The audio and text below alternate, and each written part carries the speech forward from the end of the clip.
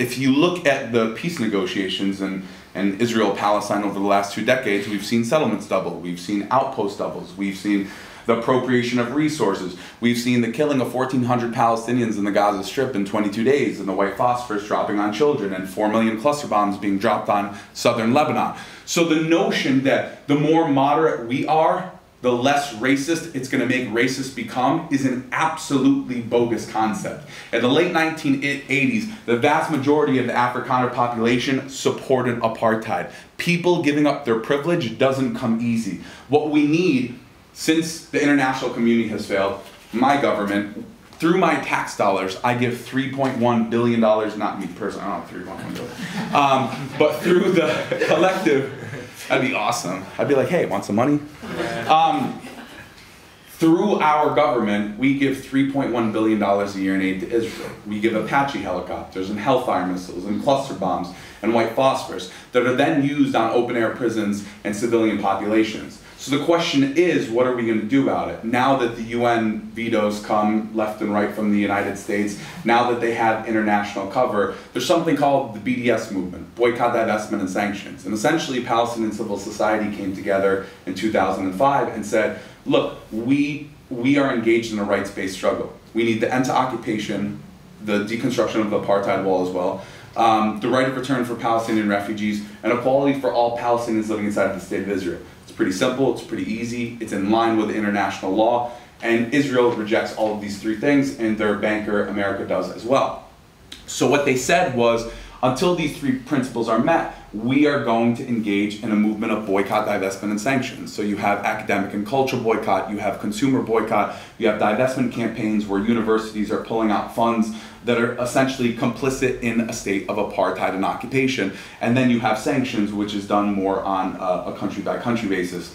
And the reason why is that now that we know that 1,400 people have been slaughtered in Gaza over 22 days, now that we know that 9 people were massacred on the Mavi Marmara, now that we know that there was shelling of the airport in Lebanon, what are we going to do about it?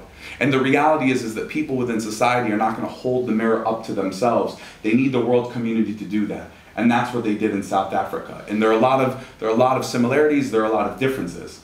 But what we can understand is that the people who have been fighting, whether it's in the civil rights movement, the anti-apartheid struggle, or now people fighting for their rights the world over, what's happening in Palestine isn't an issue of an ethnicity, it's an issue of a people that are stripped away of their rights. I'm not a nationalist, I'm not an ethnocentrist.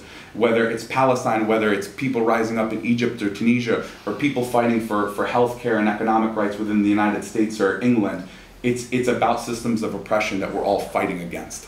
So this next poem is, I have no idea what I'm going to do next because I didn't write a set list. How awkward is that? The next poem I'm going to do is, we'll go a little angry again. Have you ever heard, you guys know Bono, what an idiot that guy is. Okay, let's preface this poem. This is what happens sometimes. Sometimes somebody says something stupid and racist, and I'm like, oh my God, that was so stupid and racist, so I'm going to write a poem about you. Other times, I write the poem and then they kind of like act out the crap that I was saying. In this case, it was Bono. Bono writes an article in the New York Times and he's like, if the Palestinian people could only be more like Gandhi and Martin Luther King. You ever hear that before? Yeah, those people are idiots. We're gonna explain why in a 2.5-minute poem. And so it's like so weird because I'm like, hey Bono, if you would only be focused on making good music 30 years later, we wouldn't really have a problem. Yeah, have a beautiful day.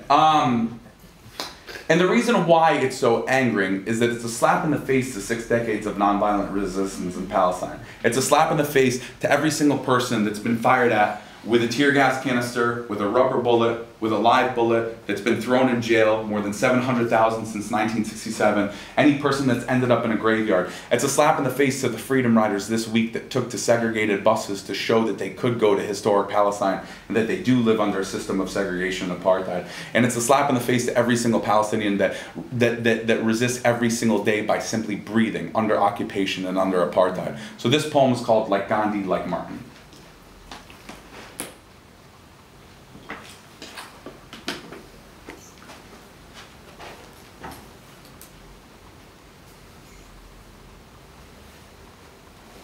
I don't know if Palestine just hurts more than it used to.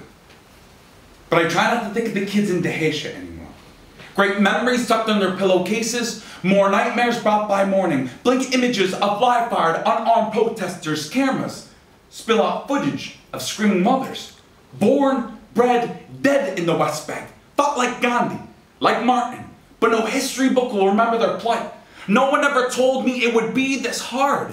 Impossible to look away after first glance. I cringe every time someone sends me more photos. Dead babies, missing foreheads and frontal lobes. Policemen lay still, lined up like dominoes. Punctured chests where organs once functioned. Half a face missing in this one. An arm missing in that one. It looks like the bomb beat his little body into the ground. Read reviews of our art, movies, and music. We're so angry, one-sided, never fair and balanced. What about Schindler's List? The Pianist. Life is Beautiful, and every other Oscar-worthy and winning movie. I never looked at Jewish pain as something to conquer, never forgetting that monsters once lived under the skin of German men. We should be more like Gandhi, like Martin, like someone else. Pretentious armchair activists who obsess over Monica Lewinsky and Barack Obama's dog choice. If we all just rose up at once, like first intifadas people in the West forget about. Wannabe feminists, peace activists, and pluralists, swallow tongues and gouge out eyes, wouldn't live this life for 5 minutes, but are too quick to criticize the way we live it. While a million Iraqi throats are slit, reporters sit in air-conditioned newsrooms praising General Petraeus. Don't dare ask Iraqi clouds what they've witnessed. It's quite a view from the ground, outside the green zone. The fallacy put forth is that if we were only better, we would be free today. We should be better than the people that happen to be Israeli, happen to be Jewish, because better is not racial, ethnic, or religious, but situational. So for that, yes, we are better than you. We should be more like Gandhi, like Martin, and you should be more like F.W. de Klerk, like Afrikaners admitting colonialism and white supremacy in South Africa. Funny that we always blame the victims and never ask the needed question. When is the day gonna come when Israelis and other colonizers of the world better themselves?